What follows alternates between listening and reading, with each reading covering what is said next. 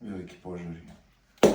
Dobrodošli! Danas ćemo razgovarati sa čovjekom koji u Greenpeaceu odgovoran za istraživanje onečišćenja zraka, vani i unutra. Čovjek se zove dr. Aidan Farrow. I evo ga ovdje sjedi u uredu Greenpeacea u Zagrebu, što meni daje mogućnost da radim kratki intervju s njim na temu zagađenja zraka.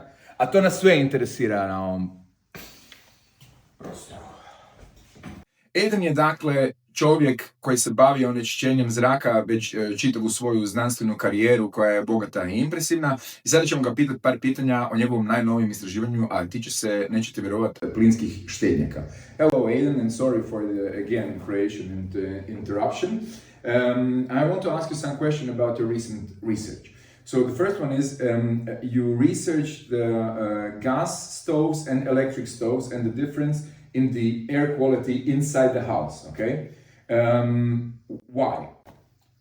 Because that's where we spend time. So what we were interested in the research is where people are using fuel and how that affects their health. And going into people's homes where people spend a large number of their hours in their day in their homes, that's the motivation. It's a pollution thing, where you live, where you breathe. You're here in Zagreb. You presented your research yesterday, right? And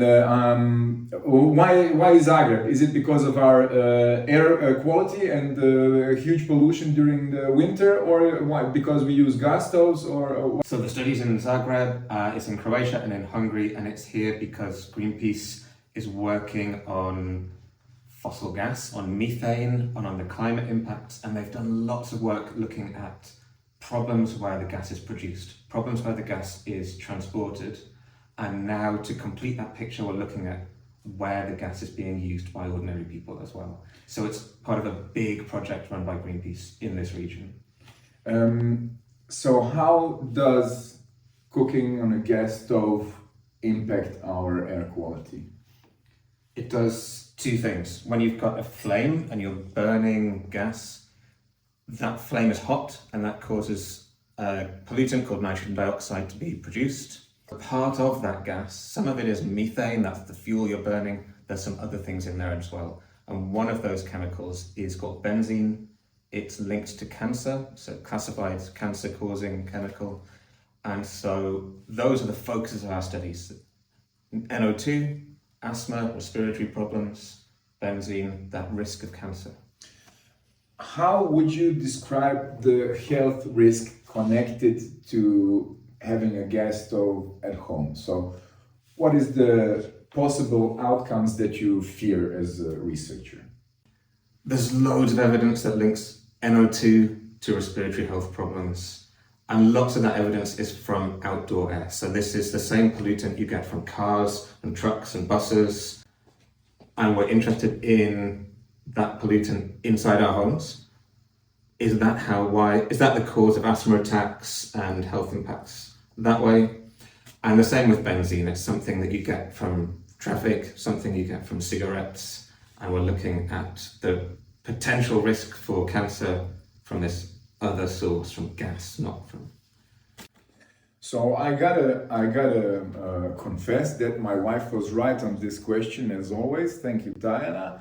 And she said that to me like 2 years ago, and I said, "Oh, come on, that little gas, like that you're cooking and stuff like that can't harm you."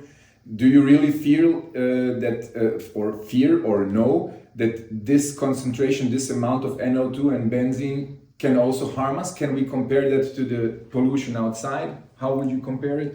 So you're exactly right. It's a small little thing in your kitchen, but your kitchen is also small compared to the whole city. So you think about the traffic on the roads, that they're much bigger sources, but that pollution spreads out across the whole city or the whole region. In a kitchen, it's a small space, so the pollution can build up really quickly. And that means you can get a high concentration even from a small source of pollution. Now, looking into the future, how do you perceive the risks of indoor and outdoor pollution in the next 10, 20 years? It's your field of work. What do you think about the pollution part, not the whole climate change thing, but the pollution part specifically? I'm pretty optimistic. If you look at lots of environmental problems, we're not making lots of progress, but with air pollution, we are. In lots of European cities especially, air pollution is getting better. There are simple steps you can take to improve it. We see that our cars are cleaner, so our city air is cleaner. And what our study is showing here is that a simple thing in your kitchen, taking out the fossil fuel, putting in the renewable electric fuel, makes a measurable improvement inside your house. So there's a simple step. We need some policies, some funding to make it happen for everybody, but we can make our homes healthier. Now, you half answered my next question, but I gotta ask it because a lot of viewers are very concerned about this thing. Not only in Zagreb, but Zagreb, Sarajevo, Skopje, Belgrade, even further east in Bulgaria and Romania, especially in the major cities, there is a huge pollution during the winter. And especially during the winter time when fog and no wind, and then everything concentrates in the air, and our air pollution thing going us red alert and stuff. And what can we do to protect ourselves and to improve the air quality? What would you recommend to the people here? It's tough. In Europe, our climate means that it's colder in winter, that air behaves more differently, so the pollution has less space to go because the air is colder, and we use more fuel to heat our homes, to keep ourselves warm. So we've got two problems there. The solutions are, let's stop burning things for energy. So if we can find ways to get our energy without having to burn something and create that smoke that comes from burning, then we can reduce that source of pollution. And the fact that it's cold outside and that the atmosphere is keeping that pollution close down in our cities we can't change that. So we have to look at what pollution we're making and reduce that as much as possible. And not burning things is the number one thing to do. And one more. You said we should substitute our gas or burning things at home for electric ones. Is there something we can do in the meantime while waiting for the chance not everybody can make the switch, afford the switch? What can we do to improve the air quality inside of our home kitchen whilst cooking on the gas stove? We can do lots. I think the first one is don't panic. We're talking about health risks here, not you're definitely going to become ill from these things. But we can reduce those risks. So ventilate your home. The fan above your cooker, turn that on. Get the pollution out of your house while you're cooking. If you don't have one, opening the window. That goes some way to getting the pollution out of your home while you're cooking. If pollution's bad outside, close the window again afterwards. Okay.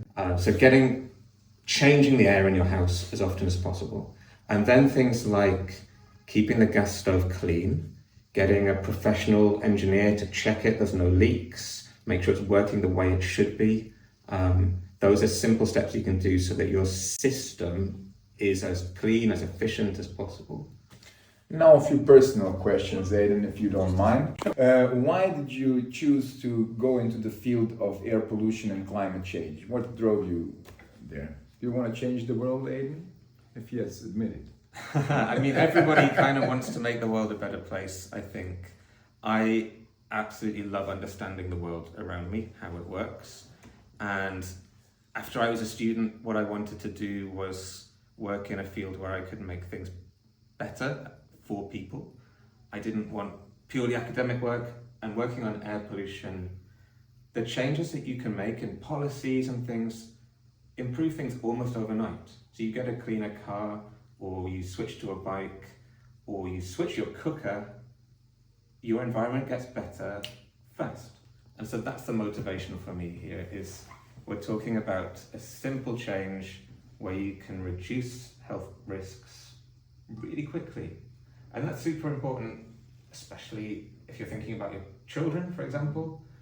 Make their environment cleaner so they're going to grow up to be healthy adults, and then you have this huge legacy of impact from working on it. That's a good impact. Yeah. Do you have an air purifier at home? I don't. Do you recommend those? I don't have an air purifier at home. I sometimes consider one. Mm-hmm. I do ventilate my house deliberately, make sure I get cleaner air into the house. I focus my energy on removing the sources of pollution and not cleaning up afterwards. Okay. So an air purifier is good. It will improve the air quality in your home.